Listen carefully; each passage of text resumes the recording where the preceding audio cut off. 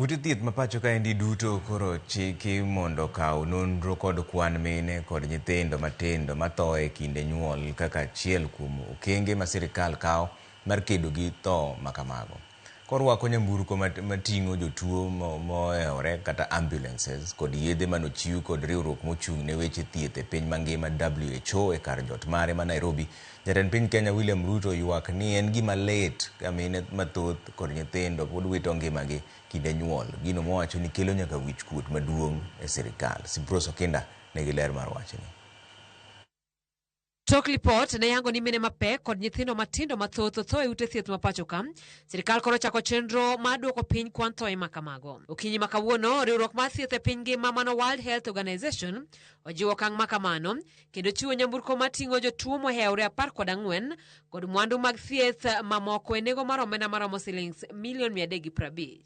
Today, handover includes 14 fully equipped ambulances, 8 advanced life-supporting units to strengthen the National Emergency Ambulance Service Center and the 999 system, 6 ambulances dedicated to reproductive and maternal health services in underdeserved counties, where distance and delay too often cost lives. Alongside this are 205 medical oxygen cylinders, nearly 3,000 emergency and infectious prevention supplies, ensuring that frontline facilities are ready for outbreaks, emergencies, and critical care. Koyango safar mar mwandu makamano, Jatend piny William Ruto kwer ningang mine kod nyithindo konego wit ngimagi e kinde ma gikonyore kosingo ni mano gima ok bi dhi nyime timre pacho ka. I have agreed with the Ministry of Health team that, as I have said, the maternal and child mortality is unacceptably high. We cannot be losing upwards of 300 in 1,000, in 100,000, while the benchmark is 70.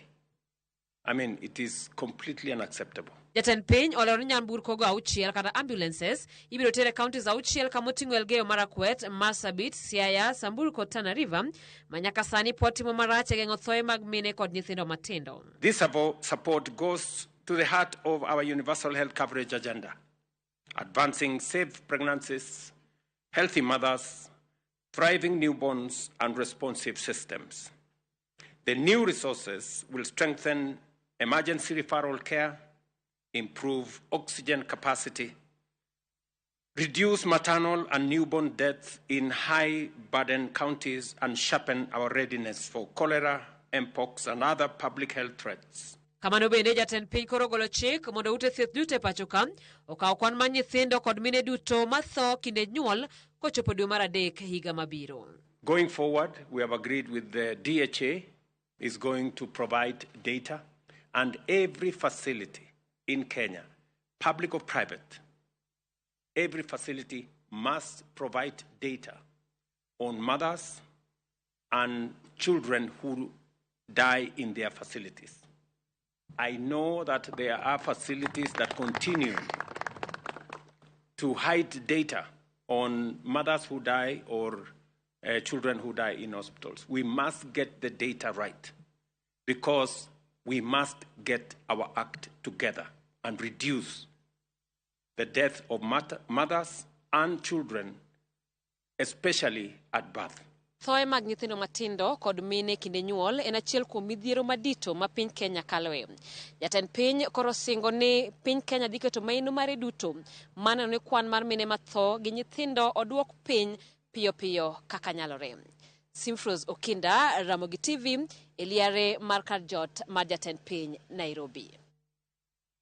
Wadhi yumoro machuoko dogo mag daka matin taneno kuseoro to maru Trevor maendi bolo barak kawuok God Ber Comprehensive School Ramogi lera du ato mosna mama na Emily gi baba wa Moses kod nyithiwa duto te kachiel kod jo Mbora SDA Church duto te.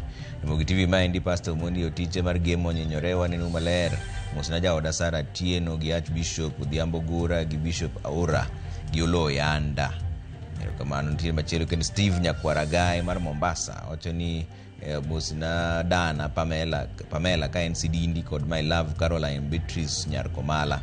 Na Steve Nyakwaragai nitiere Migadini Mombasa wacho ni ODM pod pek. Ramogi ler sana musna Maxwell Ochieng Wuod Ngesa Boda kod Lizia Mundi nyar Judy ma Elio Koth Jakoyar. Kamano ahinya neno kamachielo bende nitiere ka